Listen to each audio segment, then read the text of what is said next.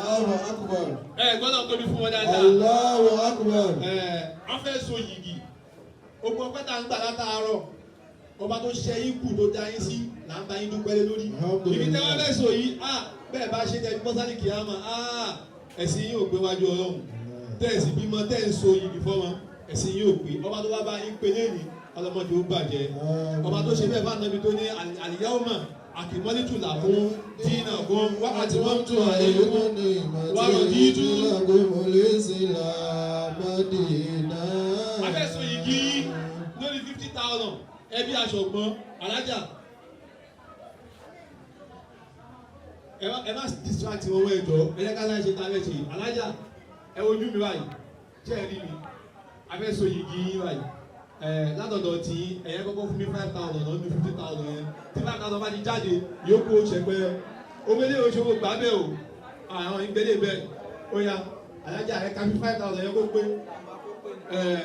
ẹ bá mi kà kó pé wọ́n fẹ́ so yìgì báyìí ó yá àsìkò ti lọ púpọ̀ ẹ tó bá sọ̀rọ̀ kẹ́yìn ní jòkó ní mọ́ ń jẹ̀bi jòkó wọ́n dá fa yẹn rojọ́ látàárọ̀ ni.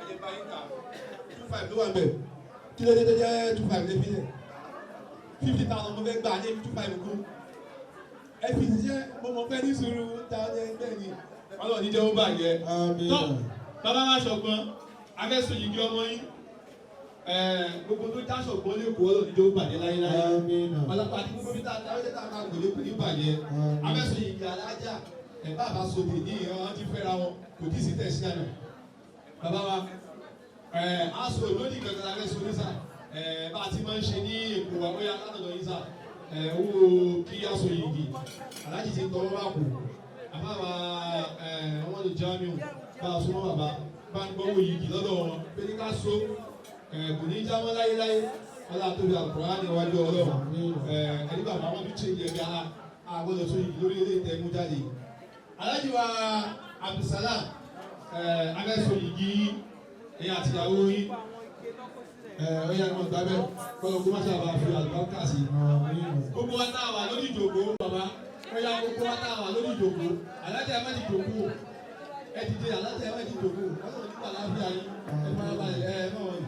Ẹ̀yà ẹ̀jẹ̀ ká dìde lẹ́ẹ̀kan náà afá ti gba owó yìí pé ká so yìí kó lálùbáríkà gbogbo wa tá a wọ́n torí wọn Alhaji wa Abdulsalam ẹ̀yin ẹ̀ dúró mo bá pẹ́ ọpẹ́ tá a ní ọpẹ́ tí yín wà ń bẹ̀ wọ́n kó máa forí jọ rẹ̀ làwọn àwọn pẹ̀lú ọ̀dọ̀ àtàwọn òbí nìyẹn àwọn sẹ́ẹ̀tì wọn tó wà ń bí báyìí àjọ pàdé kí àwọn gbogbo ìgbà lọ́dọ̀ wọn ọlọ́run bá forí jọ wọn lábí ẹni tí wà lábí ó là lábí ẹkùn lọ. Alhaji wọn fẹ́ so yìgì látọ̀dọ̀ tí ìyá wa wọn fẹ́ so yìgì ọkọ àti ìyàwó mo ní wọ́n ti owó yìgì lọ́wọ́ yín ẹnu pẹ́ yúròpù ọlọ́kùn ṣàánú wa ọmọ ṣé àwọn akẹ́kọ̀ọ́ wa mọ tí ìdí ṣe báyìí báyìí àbúrò Alhaji ó máa dákẹ́ ọmọ tí ìdí ṣe óyá yọ ní báàgì yìí ọlọ́kùn ṣàánú óyá ya fún wa ní owó yìí ọlọ́kùn má ṣe àbàlùbáríkà sí tó gbogbo ẹ̀yin bàbá àti ìyá wa amẹ́sùn yìí kí wọ́n báyìí gbogbo tí wọ́n bá ní lágbára wọn gbọ́ wa ìpè ní tó kí wọ́n so yìí Alhaja Risikat Oluwayemisi Ashogbon fún Alhaji wa Abdulsalam Cole lẹ́yìn. Salatu wa salamu alayka ya Rasulallah Muhammadu ya Rasulallah Muhammadu Sayyidina Muhammad Rasulullah alayhi salamu alayhi. أعوذ بالله من الشيطان الرجيم بسم الله الرحمن الرحيم الحمد لله الذي حلل النكاح وحرم الزنا Alhaji wa LM àti Alhaja wa LM wọ́n ti fún wọn jíṣẹ́ bí báyìí náà. والصلاة والسلام على خير خلق الله القائل في حديثه النكاح سنتي فما رغب عن سنتي فليس مني. صدق الرسول صلى الله عليه وسلم وعلى آله وأصحابه وما سلك مسلك إلى يوم الدين. أدوب فلون adúpẹ́ fún Ọlọ́run adúpẹ́ fún Ọlọ́run alhamdulillahi rabbil alamin. Mo kí jókòó gbogbo àwọn àgbàlagbà níkàlẹ̀ bàbá ìmáàmù láti ọ̀dọ̀ àwọn àmì lọ́hùn ọlọ́njẹ́ àríyé pẹ́ o. Àmín. aláàbí wa Muhammad Sallallahu alayhi wa sallam. ṣé kínní ló ń fà? Mo kí bàbá wa ìmáàmù tí wọ́n bá gba owó ọpẹ́ Àmín. ọlọ́mọṣàjẹ́ àríyé pẹ́ o. Àmín. aláàbí wa Muhammad. Sallallahu alayhi wa sallam. Mo kí bàbá wa ìmáàmù tó ṣe wá sí fún wa ọlọ́mọba dúró tẹ̀yìn náà. Àmín. Mo wá fi kí gbogbo àfáà níkàlẹ̀ ọlọ́mọba dúró tì yó. Àmín. aláàbí wa Muhammad. Sallallahu alayhi wa sallam. Mo kí ìdílé Ashogbon. tí a ti fẹ́ mú nǹkan lénìí ọlọ́mọṣàjẹ́ àríyé pẹ́ o. Àmín. Bẹ̀rẹ̀ látọ̀rí àwọn bàbá wa tí gbogbo èèyàn dákọ̀ látẹ̀kan ọlọ́jẹ́ àríyé pẹ́. Tawfiq. Bàbá Muhammad Tawfiq ọlọ́mọṣàjẹ́ kẹ́mi yín gùn. Mo fi ti tọrọ fún gbogbo ìdílé Ashogbon lọ́kùnrin àtobìnrin ọlọ́run òdíjẹ́ ìdílé náà dà o. Àmín. Torí mi ìfẹ́ ká gbogbo yẹn lọ. Bẹ́ẹ̀ni. Mo wá fi tí wọ́n mo bọ́ sí ilé ọkọ Ilé kóòlù. ilé kóòlù. Mo kí gbogbo ìdílé náà pátá ọlọ́mọṣàbá wa dúró tì yín. Àmín. Bàbá Thompson ọlọ́njẹ́ kárí yín pẹ́ o. Àwọn bàbá wa látàná ni ọlọ́mọṣàjẹ́ kẹ́mi yín gùn. Mo kí ọ̀nàrẹ́bù wa Kamal former secretary board wa ní alálàájì ọlọ́mọṣàjẹ́ àrí yín pẹ́ o. Àti gbogbo àwọn èèyàn pàtàkì tá a wà níbí ọlọ́mọba dúró tì yín o. Àmín. Ìpè mi pàtàkì wọn rántí mi gbólóhùn tó ju gbogbo ẹ̀ lọ ní fi kí wa ní pé salamu alaykum wa rahmatulahi wa barakatuh. Wa alaykum assalam wa rahmatulahi wa barakatuhu. Ẹni tá a bá torí ẹ̀ jẹ adìyẹ Ìtàn ló máa jẹ o. àwọn anájòkó yìí ọlọ́jà rí yín pẹ́ o. Àmín. Bàbá wa Abdulsalam Kóòlù. ọlọ́run mọ́sá jẹ́ kí ó fà àlùbáríkà sí i. Àmín.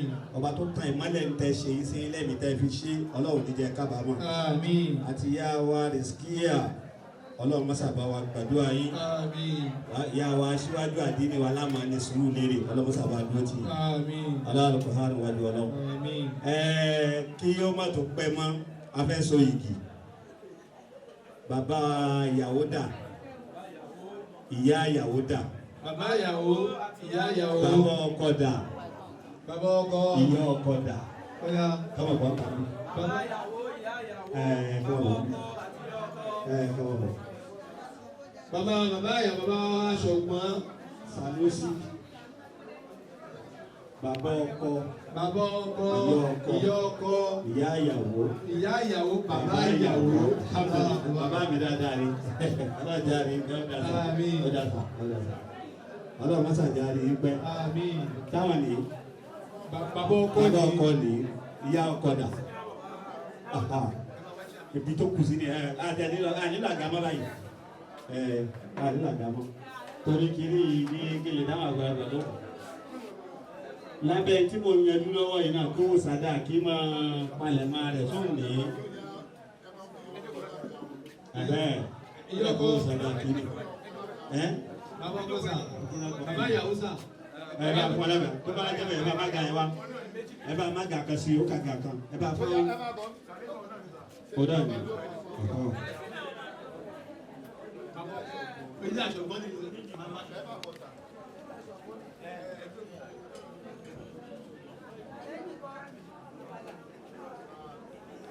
Alhamdulillah alhamdulillah Alhamdulillahi rabbil alamin. alhamdulillah Alhamdulillahi rabbil alamin. alhamdulillah.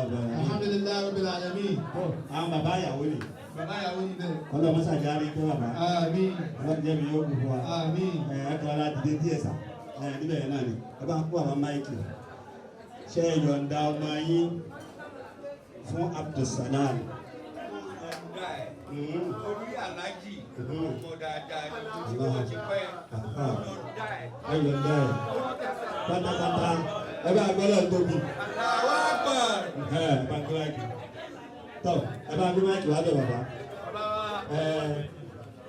Bàbá wa wọ́n náà wọ́n yọ̀ǹda ọmọ fún yín ṣe gbà bẹ́ẹ̀ bẹ́ẹ̀ ni àbínú yín dùn sí. Ẹgbẹ́ máìkì sẹ́nu.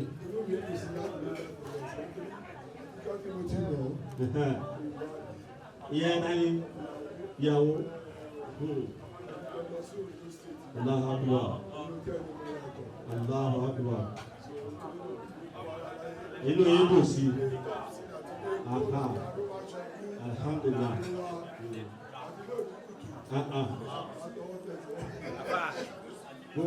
Gbogbo ilẹ̀ gbà ẹ bá ń gbọ́dọ̀ tóbi. Ẹ bá ń gbé máìkì fún màmá wa.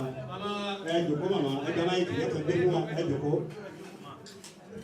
Ètí bàbá wa ṣe yìí ṣé ní irú dì sí nǹkan náà àbí ẹ kàn gbà fọ́lọ́run ni wọ́n pàṣẹ lé yín lérí. Náà.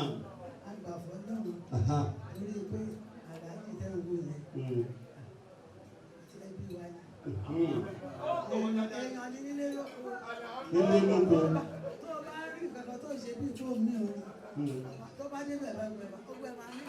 Allahu Akbar. Allahu Akbar. Ẹ bá gbọ́dọ̀ tóbi. Inú yín lù sí. Allahu Akbar. Ìta wa ṣe jẹ́ là ń ṣe yìí o. Gbogbo aláti gbọ́dọ̀ bọ́ ọ̀fẹ́ ní tẹ̀lé wa. Ẹ bá ń gbé wá fún màmá. Ìta àwọn bàbá yìí ṣe sẹ́nu yín dùn sí àbí ẹgbà fọ́lọ́ bẹ́ẹ̀ bẹ́ẹ̀. Inú yín dùn sẹ́nu sẹ́nu. Number 1. Ẹ má kàdé number 3 o lọ́jọ́ ti lọ. Ìyàwó ó ti kó níyàwó, ó ti dánwò ilé, ó ti dára ilé, ó ti dẹbí, so iṣẹ́ ìyàwó. Ẹ bá gbọ́dọ̀ tóbi. Gbogbo wa náà ká máa kẹ́kọ̀ọ́ ìyàwó kan la wá ṣe tí wọ́n ló yẹ dáadáa yìí o. Kọ́lọ́mù ṣàṣẹ tiwa náà bẹ́ẹ̀. Ẹ wá bá ń gbé máìkì lọ sọ́dọ̀ ọkọ ìyàwó. Ọkọ ìyàwó kí wọ́n ra dìde kò ní tẹ̀sí fún àwọn tó ń fà látà rẹ̀. Tẹ̀sí àwọn tó ń fà látà rẹ̀. Alhamdulillah. Báwo ni ìyá yìí ṣe jẹ́ sí yí ẹ bá gbé máìkì fún wọn? Báwo ni ẹ má sọ ju ìṣẹ́jú méjì lọ o tó bá ti kú ṣe fún àwọn owó ni o. Ìyá tó wà lẹ́gbẹ̀ẹ́ yìí. Sisi tó wà lẹ́gbẹ̀ẹ́ yìí. Sisi tó wà lẹ́gbẹ̀ẹ́ yìí. Allahu Akbar. Allahu Akbar. Kí ló lóko ẹ̀? Risikat Oluwayemisi. Allah. Ó ti tó. Ṣé ló yín dùn láti fẹ́? ẹ tún béèrè nǹkan tẹ́sí. Wọ́n kà. Òun náà ló mú wa pé gbogbo àpéjọ yìí. Ẹ bá gbọ́dọ̀ tóbi. Ẹ yẹ máa ń gba láìkì kí wọ́n jòkó. Torí bá ń kàlẹ́ ìdílé ọjọ́ lọ. Ẹ dìde. Tọ́ gbọ́dọ̀ lára wọn. Ẹgbẹ́ máìkì sẹ́nu kẹ́lò bí náà lè kọ́lé. Alhamdulillahi Rabbil alamin. Ọlọ́run ṣeun. Ọlọ́run ṣeun. Ọlọ́run ṣeun. Inú mi dùn sí. Ó dùn sí rẹpẹtẹ. Ayọ̀ náà wà ní dìbàjẹ́. Gbogbo tọ́lọ̀ ti ṣe àdìfún ṣàwátì. Ọlọ́run á tún wá ṣàlékún ìdẹ̀ra. Àlékún àìsìkì. Àlékún àlùbáríkà. Àlékún àlàáfíà. Àlékún ẹ̀mí gígùn.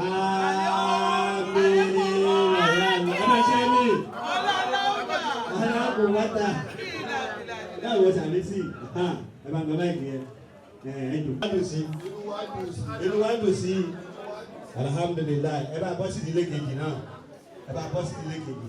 Ṣé inú wa dùn sí ìjókòó yìí? Inú yìí yọ sí ẹyẹ gbọ́dọ̀ tóbi alhamdulilayi rabbil alamin ẹ bá musa dà kí tọ́. Sá fúnyàwó wa ká fi hàn pé a fẹ́ràn ẹ̀ kó jẹ́ dùnú fún ẹ wá mú fún wọn kí wọ́n gbà lọ́wọ́ yín ká tó wá sí ìtura.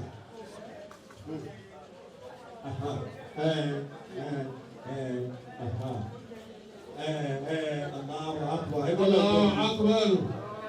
Ẹ wá dìde láyé ẹ bẹ jẹ ìdè ẹ yẹ gbọ́wọ́ yín lẹ̀ ẹ náà ẹ wá gbọ́wọ́ yín lẹ̀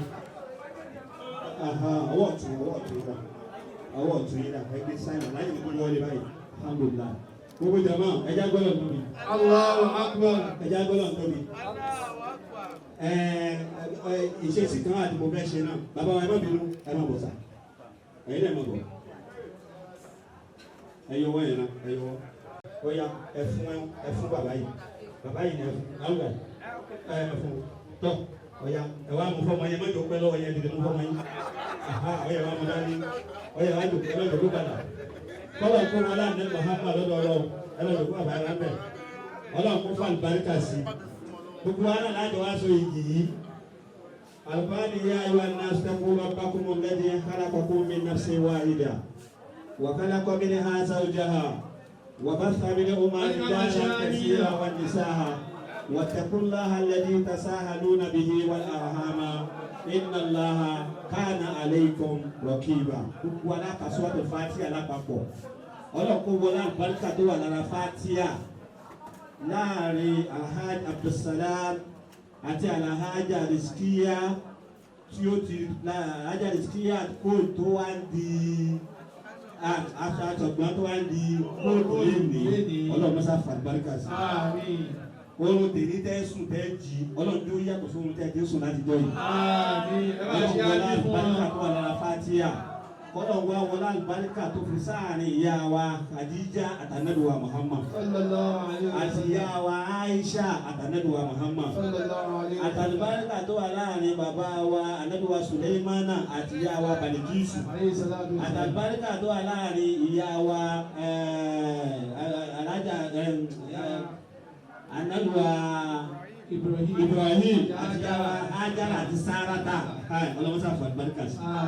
ọ̀yẹ̀ jẹ́ àpalùpọ̀ kàkà suratul Fatiha. bisimilahi rahmanir rahim alhamdulillahi rabbil alamin arrahmanir rahim maliki yawmiddin iyyaka na'budu wa iyyaka nasta'in ihdinas siratal mustaqim siratal ladzina an'amta alayhim ghayril maghdubi alayhim waladdallin àmín. ẹ̀yà ẹ̀fọ́ ìbọ̀yàwó yìí kan náà fi bọ́ sí yẹn náà. Wala masa fat barkasi. Wala masa fat barkasi. Wala Nabi Muhammad.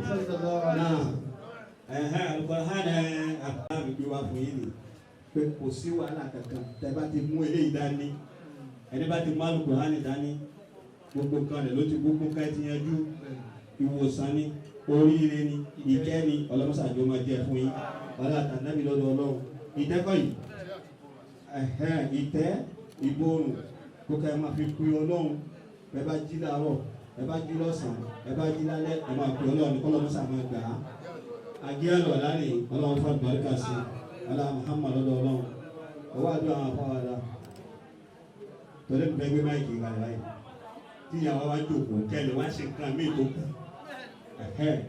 mi tí ilẹ̀ jòkó tí ilẹ̀ jòkó mo fẹ́ kẹ́ ẹ̀ ṣe kankan ni. owó mọ́ṣáláṣí wa ló jẹ mí lọ́kọ̀. ẹ tẹ́ fẹ́ dá wọn láti ṣe tẹ́fẹ́ dánsì ẹ dà ẹ bọ̀ ẹ ṣe ẹ dúró bàbá mi ẹ dúró ẹ ṣáàdúró tẹ́lẹ̀ ọdún èdè ọjọ́ kiri ọjọ́ ọpẹ́ ni ẹ jẹ́ bá mi yẹ báyìí ẹ kàn dú tẹ́lẹ̀ ṣe báyìí ẹ kàn dé pé nídìílé yìí kí ẹ̀ máa wá kó wá fún mi lówó àdúrà báyìí kọ́ bẹ́ẹ̀ ṣe dúró ìkọ́ wá fún mi ọ̀ya ẹ fún wọn máìkì yẹn àwọn afọ àwọn ẹgbẹ́ owó àdúrà ni èyàn márùn-ún ló jẹun márùn-ún àwọn méjì ò jẹun ọ̀ya ẹ dárúkọ wọn ẹ dákọ̀ wọn ẹ dákọ̀ wọn lọ ọ̀dọ́dẹ́bù wa sẹ́kẹ́tì kálọ̀bẹ̀ ọ̀yà kápẹ́tẹ̀ márùn yẹn lọ wọn ẹlọ́gbẹ̀ lọ sẹ́kẹ́tì wà gbàdá kọ́lọ̀ mọ́sàbà gáwọn náà gàdú báyìí lọ. ẹ bá gbómi kaná báyìí tó tí wọn máa ń débẹ̀ bá gbómi kaná ọlọ́mọsàbà gbà. ìdílé tọ̀dọ̀ yìí nìyẹn o lẹ́tọ́ka sí yẹn o ẹ jẹ́ káwọn ìtàn fẹ́ gbà wá níbẹ̀ alájà wa kí n má bẹ̀rẹ̀ kankan mọ́ ẹ̀yẹ mo ti náà wá ẹ kàn ní ká lọ bẹ́ẹ̀lì kan nídìí ilé lọ́dọ̀ yín náà. ẹ kàn dákọ̀ ẹnìkan pé kó sanwó gbogbo ẹ̀ aláàjì dákọ̀ ẹnìkan mi fẹ́ dáhùn dáhùn àjùwà Kamal ọlọ́run oníjó bàjẹ́ o wọ́n ti sanwó ìdílé kóòrò ọ̀ya ìdílé Ashogbon tàbí ká lọ bá ẹ kàn dákọ̀ ẹnìkan kò bá ìdóbi ìwà ìjọ kùn ẹ̀ dákọ̀ ẹnìkan ọlọ́ba náà dídì ọ̀ya wọ́n ní kẹ́ fún wọn ní 100,000 sọ́dẹ̀ bá àbí owó